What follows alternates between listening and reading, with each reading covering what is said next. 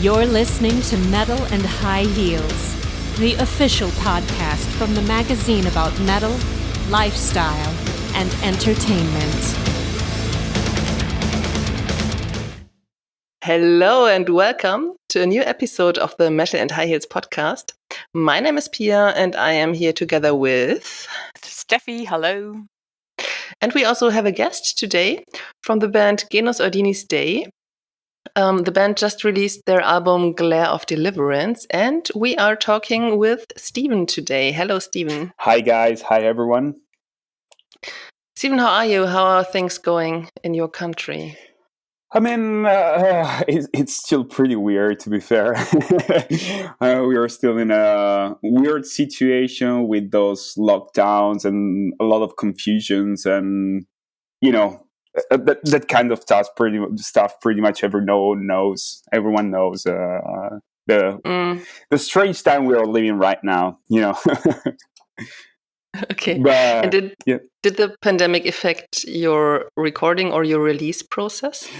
Not really the recording process and the release. I'm talking about the music, but I mean, we had the chance to start a real big project about our album. So we were releasing a real TV series about the album, and the lockdowns and the pandemic stuff really put us in big troubles, organizing and shooting and find a way to, just leave the home.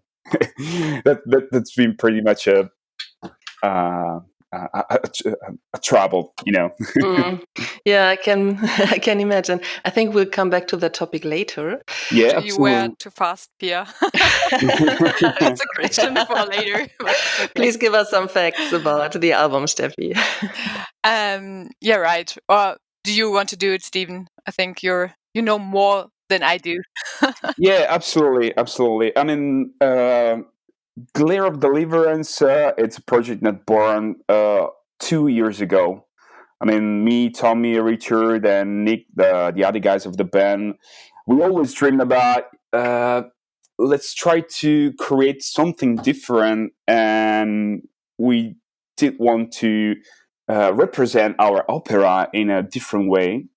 As I said before, we were talking about a real TV series and a story behind the scene of the album. I mean, it's not just music, but it's a real story, And for this release, we shoot 10 videos, 10 episodes as the song in the album are, and we create a real TV series with different episodes and stuff. So this is pretty much the idea of the album. Mm-hmm.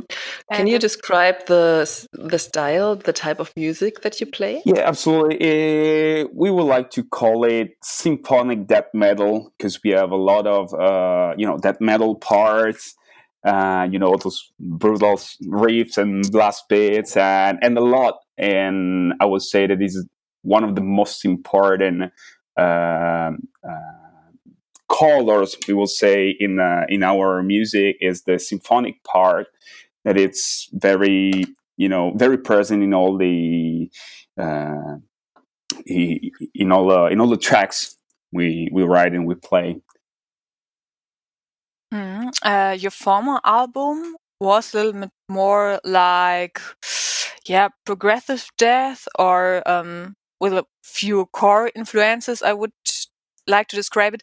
So I thought while listening to the latest album that you switched style. Yeah, pretty much. I mean, we always followed that kind of way of sound, and we developed the sound, and we achieved different goals and different way to produce the music and write songs. That's pretty much what happened. I mean, it's pretty difficult. It's a pretty different style. The last one, I would say that it's more. I would say.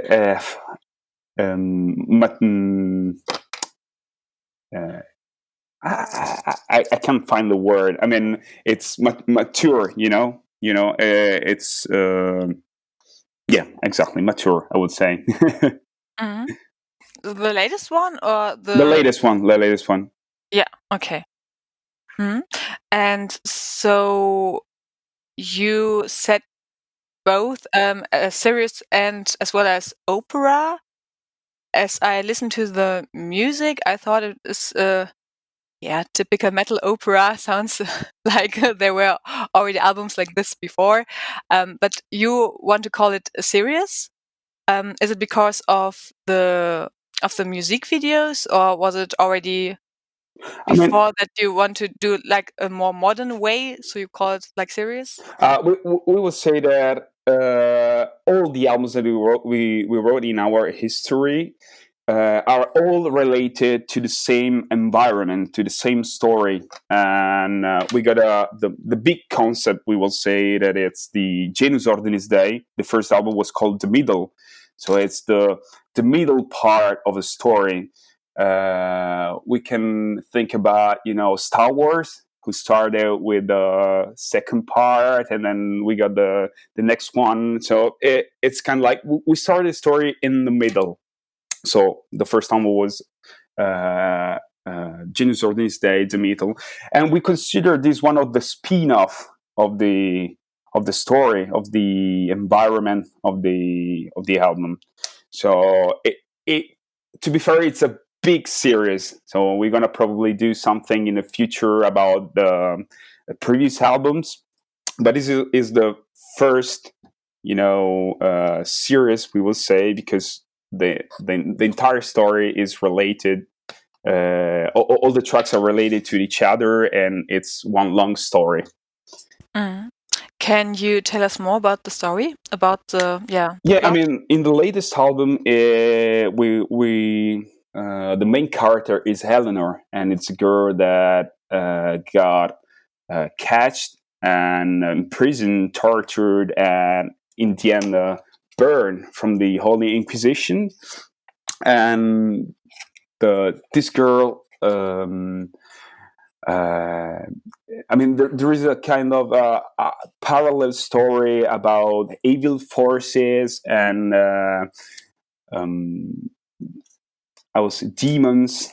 I mean, the story is to discover into the videos. I mean, I don't want to say too much because I'm trying to invite you guys to see the entire series and to discover all the secrets that Deliverance can give to you. Yeah, I'm looking forward to it. And I want to start watching the music videos, and then I checked that there are just 5 videos yet released. Yeah, exactly. When will come the rest? I'm looking Yeah, forward to it. in a couple of weeks, we're gonna release the next episode, is the 6th one, and pretty much the cadence is one per every 2-3 weeks. So we're gonna have 5 more videos to release. Yeah, exactly. Yeah. Till the end of the story. Yeah. Was it the plan? Because I thought I also read of your crowdfunding campaign and so on. So I also, checked it out while it was in the making, so to speak. And I thought all the videos would be released when the album is released, but that's not the case. So is it? Yeah, The plan? exactly. Yeah, that's and I'm telling you why, because this is a new kind of format that not all the online platforms like Spotify or it's kind of new. We are releasing the album like 10 singles, we can say like that, and not all the platforms has the same way to promote music. Usually we can release 3 singles, and then you can release the rest of the album, and then all the other stuff is coming later. So we decided to release the first 3 episodes before the release of the album, and so the other stuff were coming just after. It's kind of like a promotional style with a music label, and well, it's been difficult to find a deal with the music label and the other guys to really schedule the release of the entire project, because it was massive. Actually, it was definitely massive. It's a lot of stuff to work with, releasing schedules and organizing assets and stuff like that. So this is pretty much the why we released just 3 videos before the album, and the rest of were coming later. Okay. So, but everything is already shot. It's Yeah, just absolutely. We shot everything last summer, just right after the first pandemic wave. As soon as we got the chance to do that, we shoot everything. I mean, we are still editing some stuff. You mount and build the video, color correction, plugins and stuff, and blah blah blah. And then you say, "Oh, let's stop watch it, and we're gonna check it out next week." And then you're gonna edit some stuff, but pretty much everything is already done. Everything Right. got shot and edited and everything. So we just, we're a bit picky on on the way to work and this stuff. Yep. Yeah. And you already mentioned the pandemic. How did it influence the whole shooting, recording stuff? Because you also had some actors and I think Exactly. big crew.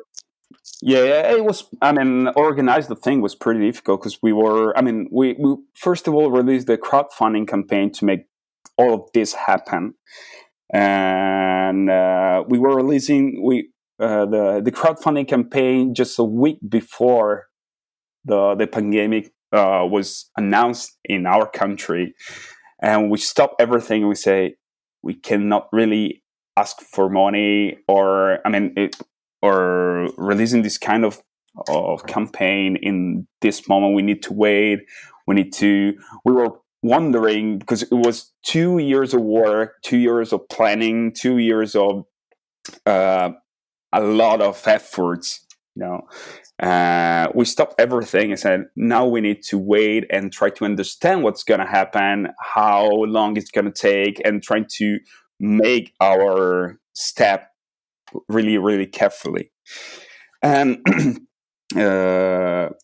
fortunately, we had the right timing. We're skilled enough to release everything step by step and make everything happening. We reached the goal, and we had the chance at the end of the summer to shoot all the videos and reorganize all the schedule for shooting, because we had a hand date for the releasing, and for the label will say, you guys need to send me everything on this day, and I don't really mind if you need to shoot again. I mean, I don't really mind, but she was saying, if you're not gonna give me everything from this day, we need to postpone everything.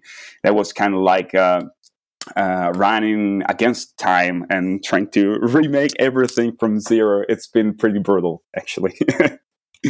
Oh yeah, sounds hard. Because the actor lives far away from us. We need to schedule all the pickups, and in the series we have 4 or 5 different locations, very far from each other. One through the mountains, while another castle, abandoned village, and so we had a lot of kilometers to make to reach all the places to shoot the video. So that's been pretty pretty brutal, actually. Yeah, right. Wow. Okay. Cool, but congratulations that you did it. Yeah, Amazing. it's been a lot of work. Yeah, sounds like that. Okay. And you did a crowdfunding campaign, and how did it work? Will you do it again? Was it, I I mean, mean, it's successful, but I think it's also always lots of work to yeah, organize. right. I mean, first goal of the crowdfunding campaign was not just like asking for money just because we need it. I mean, we're a band. We are we didn't want it to pass with those bands that said, "Oh, it's a pandemic stuff. We need money, so let's make a crowdfunding campaign." We wanted just to ask for the effort of our fans to give us the possibility to give them a great gift and a great product as much as we could. And it was absolutely successful because we reached more than how we were supposed to reach. And our friends really support us, and it was absolutely amazing. Yeah, we definitely, I mean, me and Tommy, we didn't really expect to reach the goal, and I mean, not even to go over it. It's been kind of like 2 months on a computer saying, "Oh, we're gonna make it. We're gonna make it. Oh no, we're not gonna make it." It's been 2 long months. Seriously. Even because all the project, because all the costumes, clothes, and masks, and horses, and everything was already on making. You know, we got already, and we said, guys, we need to pay them, and we need to reach the goal. There's no way to not making it, and at the end we make it, and we got over. So that was absolutely successful, and we were super happy about it. Yeah, I can imagine. Wow, yeah, great. You know, we are not a super huge band, and we are still pretty unknown, if you wanna say it like that. And reaching this goal really means that you have someone that believes in you and really wanted to see you, you know, say, "Oh, guys, mission accomplished." That's it. That's pretty. So it's been absolutely great. Yeah. Yeah. The packers, or how many packers supported you, and the money you get is still, you can still see it in the Indiegogo project. And I was a little bit surprised. There were not so many people, but I just checked out that in the mean, everybody gave you 70 euro. 70. I was surprised. I think that's pretty much. So, do you think it's because of the perks, or because of the loyal fan base who wants to support you? I mean, of course, we got a lot of guys that are super loyal to us, and then, but we were surprised because a lot of people, I mean, a lot of the guys, we didn't even heard of them before. They were just attracted by the project itself. You know, it's kind of like a new stuff. These guys are doing something different, and we are in a period that we're not gonna go to any concert, any show, anything. This would be maybe something we can see and enjoy in then very dark times.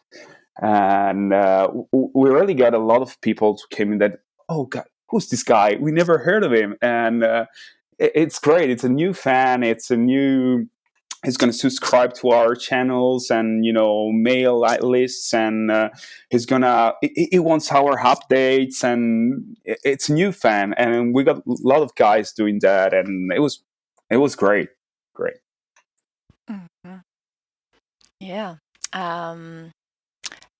You mentioned the masks, and they're very specific, or very, what's the word, eye-catching while watching the videos.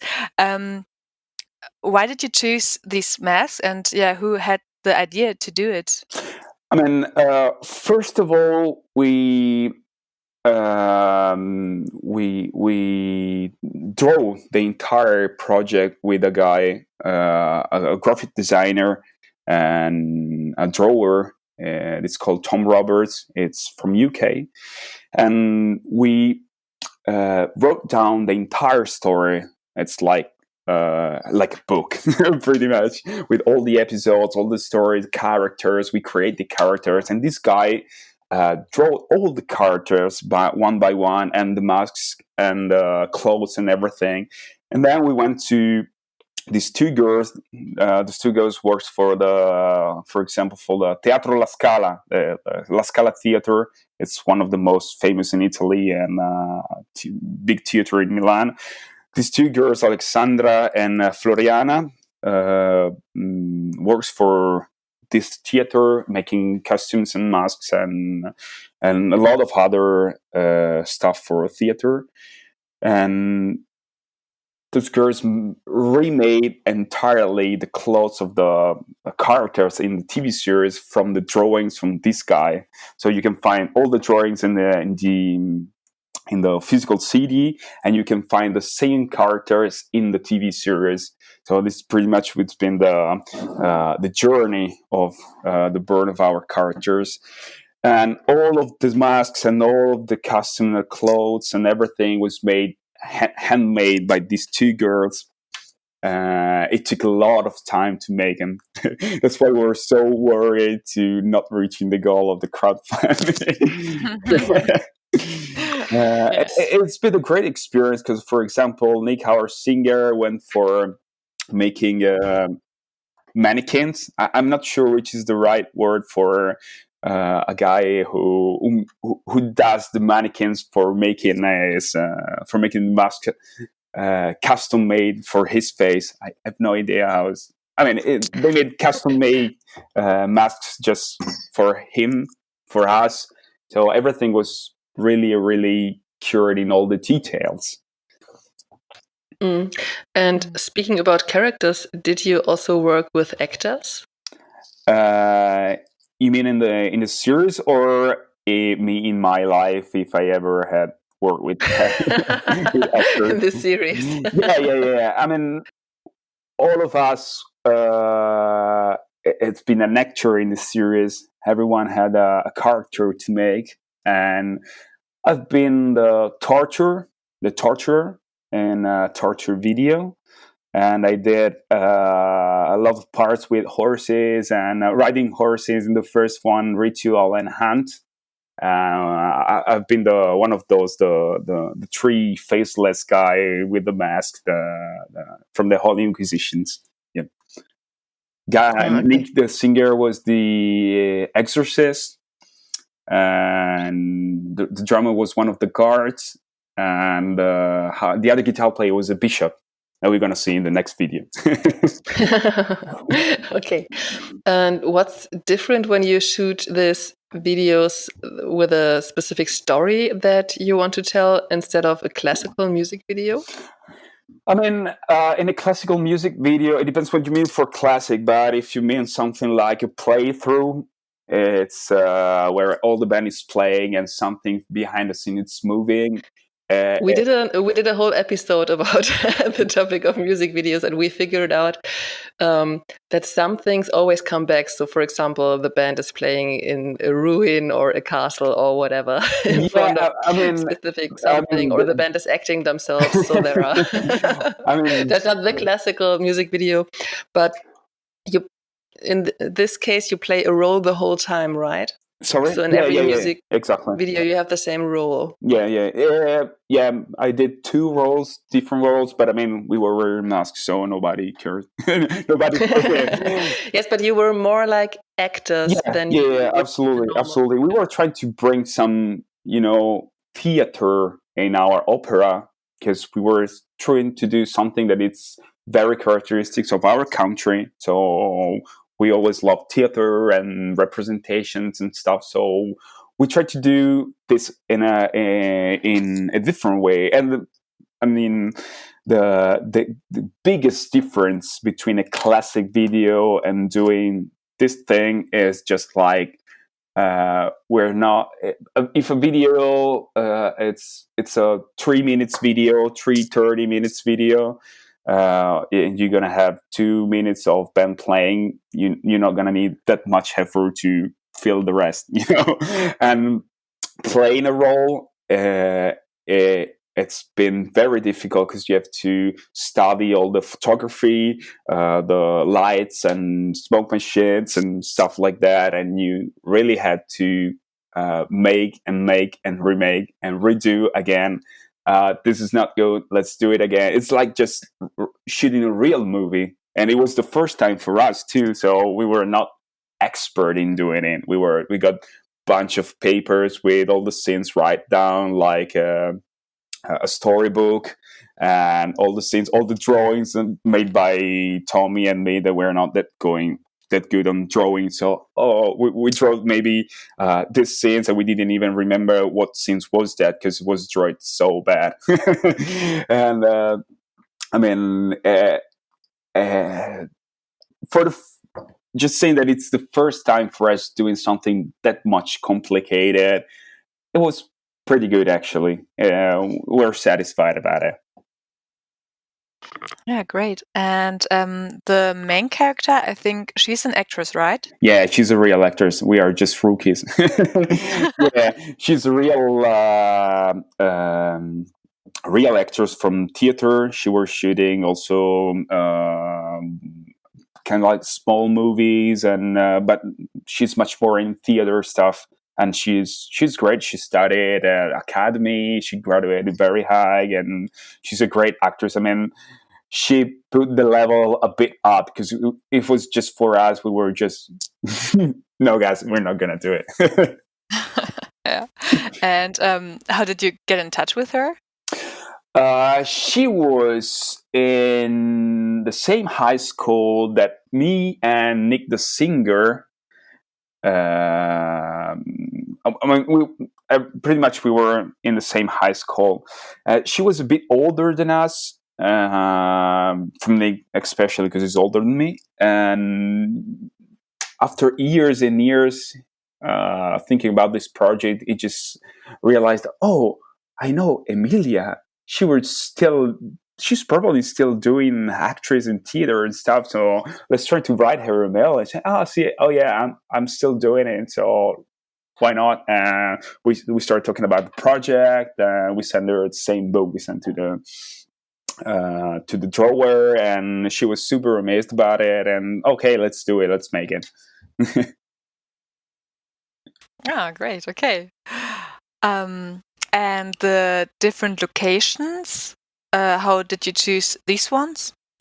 I mean, it depends from the episode. For example, the story starts in a wood through the mountains with the song "Ritual," where the main character Eleanor is doing some kind of ritual magic stuff, and we were thinking about why not a mountain landscape.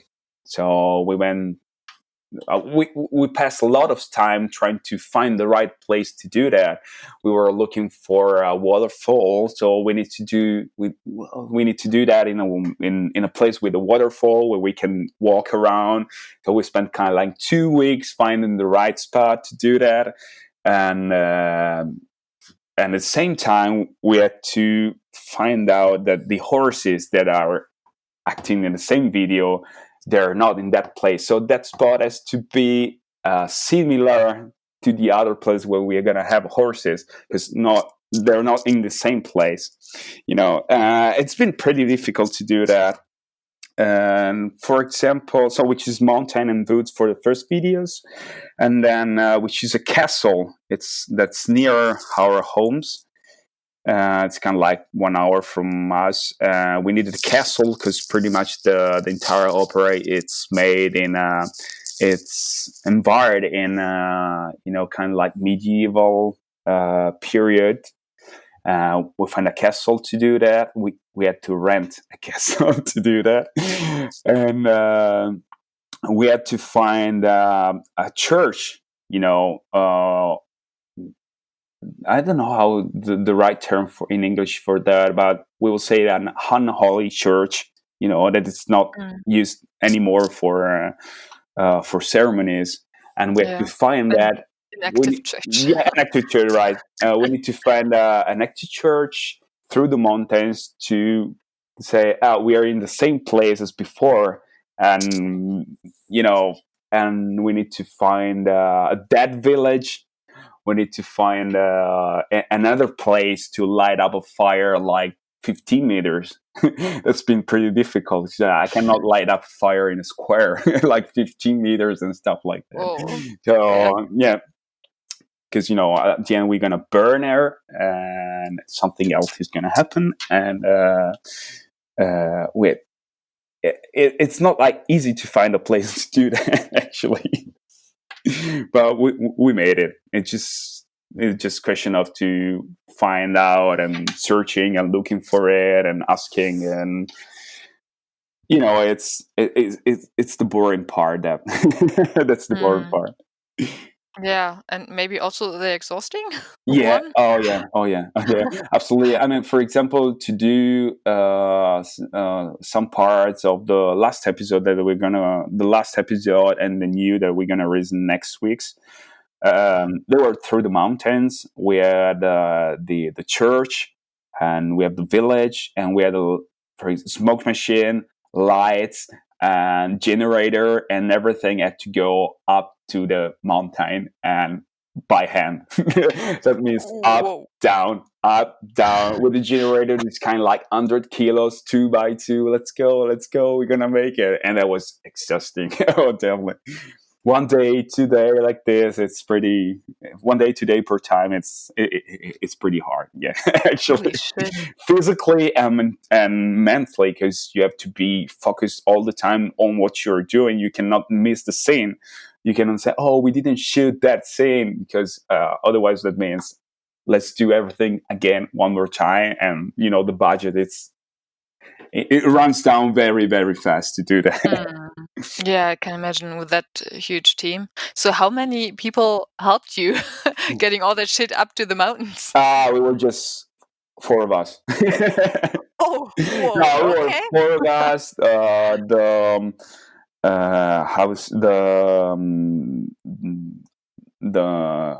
The director was with us.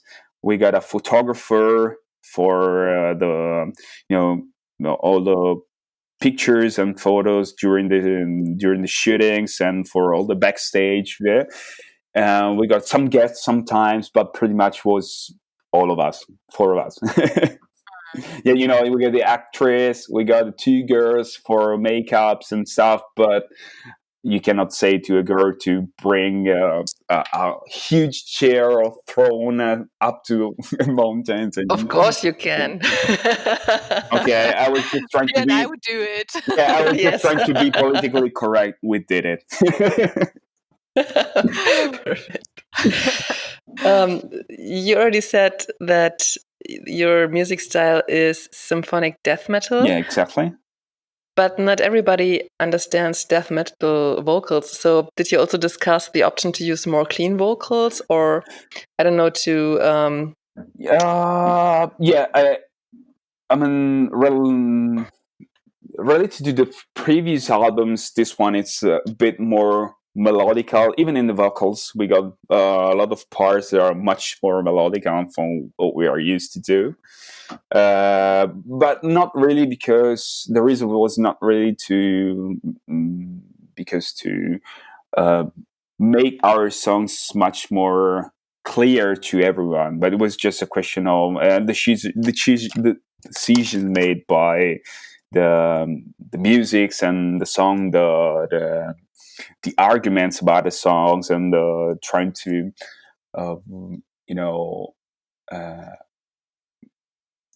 impersonate the characters during the song.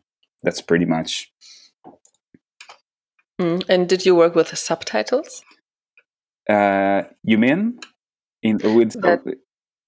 that you can read the words in the music? music? Yeah. In the series, yes, exactly. Okay. Because lyrics are very important in our songs. Lyrics sometimes, especially for people that are not really native English, or they have difficulty in trying to understand what they're saying during the songs, and because the lyrics are very important, it is in these episodes and tracks. So we decided to put the subtitles to that. Yeah, absolutely.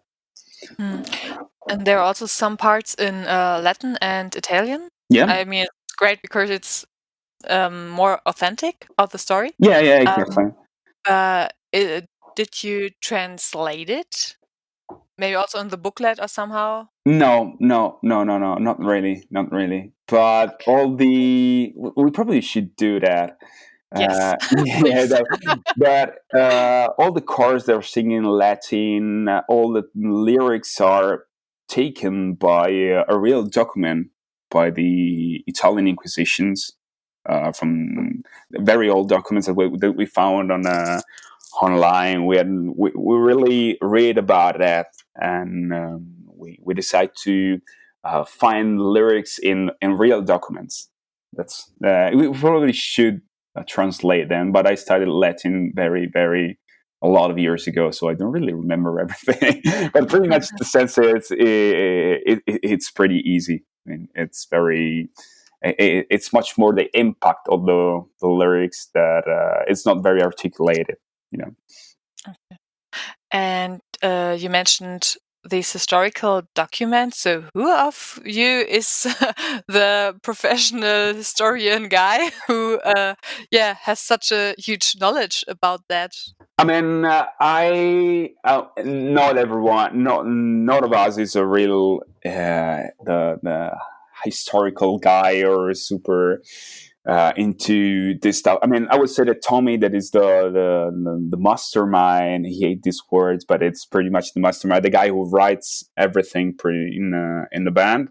Is the guy who tried to find out the right words to complete, I would say, the song with this Latin part, and it was just pretty much part of the pleasure to read something about your writing, historical moments and stuff like that. It's just like to create a real environment. All right. A little switch in topic, because one of Kiki's, she's the third person here of the podcast hosting it. The person who is not there today. Exactly, yes. Or third member, so to speak. Exactly. And yeah, Kiki's and my favorite songs are Salem and Nemesis. And with both, you had guest musicians. So Christina Scabbia of Lacuna Coil and Melissa Van Vliet. Is there any chance you would do that again? Or was there any idea to invite also guest musicians or vocalist for the album? For this album, you mean? Yeah, No, for this or also in general in the I future? mean, we were trying to we tried to find a guest for this album, but unfortunately, I mean, as we said before, it was kind of like we were running against time, because we spent a lot of time doing not working on the music, but concentrate all the efforts in the shooting. That was because of pandemic situation, and we couldn't make it on time and put in also that in a schedule, but that we were trying to make it. But we have different ideas for guest talking for the next next project that we were already working on it, and a different kind of guests.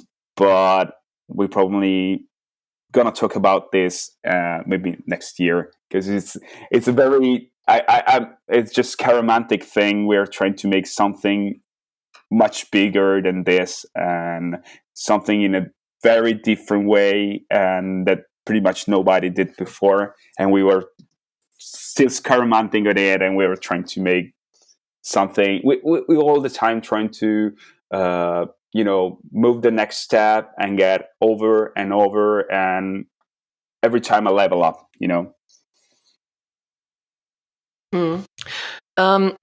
Let's get a step back.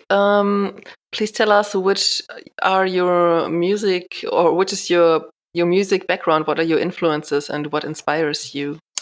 I mean, I started playing when I was very, very young. My uncle was a musician, and he really took me and put in this kind of work. And I started playing alone. And then moving forward, I graduated myself to an academy in Verona. And I'm the bass player, actually. So I studied bass for 7-8 years. And I always loved to play heavy metal. that's pretty much always been my true love. But I had a chance, fortunately, in my academy journey to experiment very different kinds of music. I was all heavy metal, but I love, for example, jazz, blues, and different kinds of music. So I love pretty much everything, but I had to study and after that and try to focus on heavy metal technique and just to be harder and faster all the time. What are your favorite bands, especially in metal? Especially metal. I mean, the band of my heart, it's Lamb of God. Ah, okay. Yeah, absolutely. Those guys are amazing. That's my favorite band. My guess would have been Flesh God Apocalypse. Oh, really? Oh, Yeah. Flesh God are super nice guys. Yeah, and it's a great band. Also, I love them absolutely. So how did you find each other? So as a band? I mean, we fortunately grew up together since we were very, very young. I mean, we know each other at least since 15 years. I mean, this is talking for me talking because the other guys, Nick and Tommy, they know each other since they were 3 years old. I mean, their relatives are super friends from ages, and they grew up together. And I knew them when I was kind of like 14, 15. And from that time on, we've been together. So pretty much we grew up together, same schools, same passions, same, and we are together since kind of like 10. We play together since like at least 10, 11 years. Yeah. Oh, That's okay. cool. I mean, So before to create this project, this band, we played together years and years, a lot of stuff. But before to create the GENUS Ordinis DEI. Mm. So you start jamming together and studying. Yeah, exactly. Okay. That's why I started to study in the academy. In the academy, that was Nick's Oh. fault. Yeah. Okay. Yeah. So it was he's older than me. He started before me. So I'm gonna follow a course to academy. I'm gonna graduate myself, and you better do it too, because we need to play better in the next year. So yeah, that was his fault. Absolutely. Ambitious. So you're all professional musicians, right? Yeah. Or you Well, studied it? I mean, our path really kind of like not diverged in the last 2-3 years, because me, Nix, and Richard, the drummer, we opened a school. We were music teachers. We did that for 6-7 years, and then I got a chance, me personally, to start working as a guitar tech, also for many other international productions. I mean, and I started to say maybe, I mean, teaching and touring is not that really, it's not easy to take them together. So I abandoned the music school, and I started touring very, very hard as a guitar tech, and I had a chance to learn many things that I brought to the band for touring and stuff. So this is pretty much my journey, actually, as a musician and techs, and everything is related to music. Absolutely. Okay. Did you ever thought about doing another job, or was it always like, okay, I want to do music all my life? Yeah. I remember the first time my uncle put in my hands a guitar. It was the white Fender. I said, "Oh, dude, I love it. I need to do it," and I never left that, never. And I said every time it was about music, and I always played, and I always find out how to improve myself. So that's pretty a big signal on I want to do that. Oh, great. in one way or another. Yeah, absolutely. Yeah.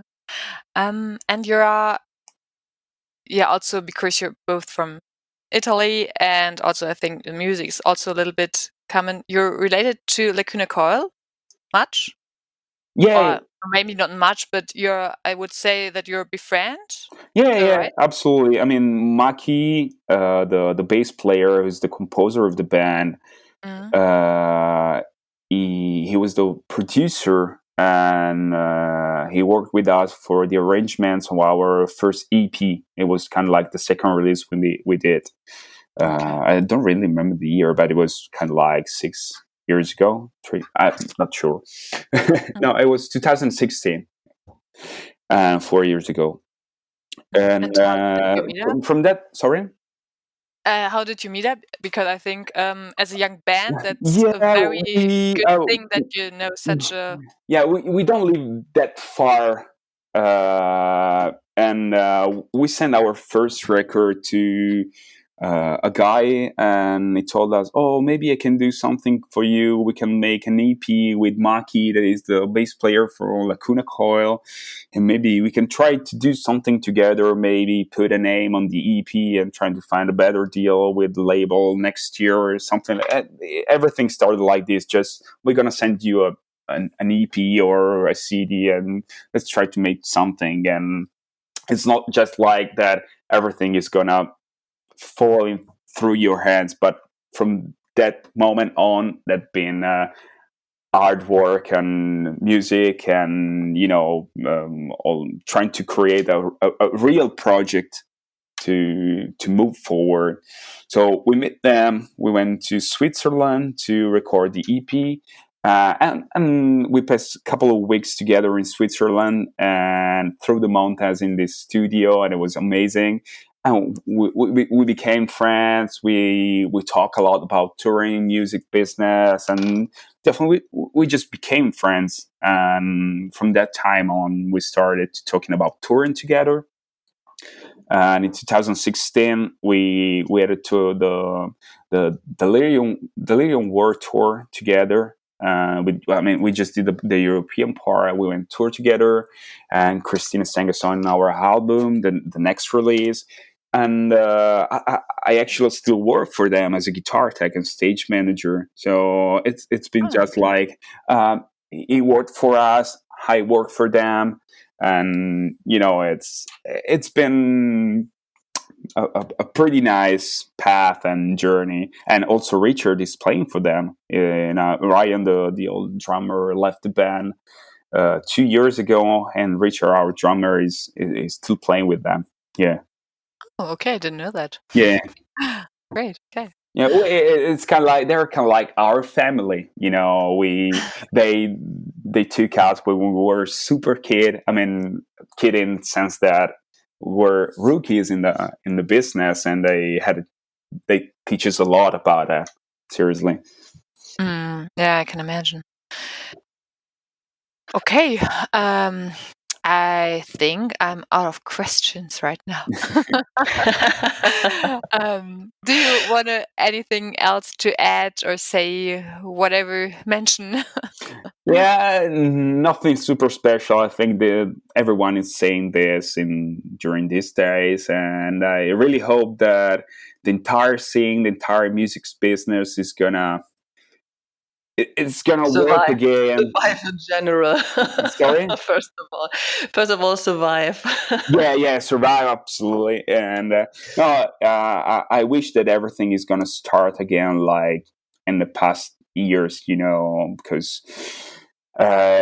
especially for the guys that works behind the scenes, like I did in the last years, and a lot of guys that works professionally with music, and especially live music, that they got families and stuff. They didn't have the chance to work or live, live in the last years for this situation. And all my wishes are going to these guys. I hope that really everything is going to start again, and we're going to break the world again. Yeah, Let's break down everything. definitely. And now another question, the last question maybe, kept in my mind. Do you have any ideas or wishes to bring your concept album opera on stage? Oh yeah, absolutely. We're working also on that. Yeah, absolutely. No, we're going to talk for another half an hour. Yeah, probably. No, I'm just making a long story short.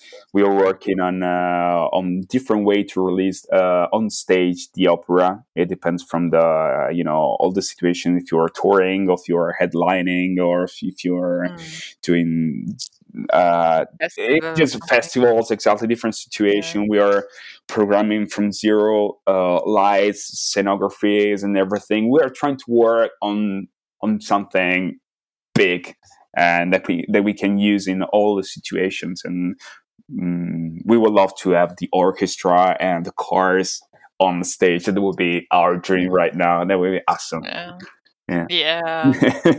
Sounds amazing. Yeah, Would right. be great if it will work. Yeah, absolutely.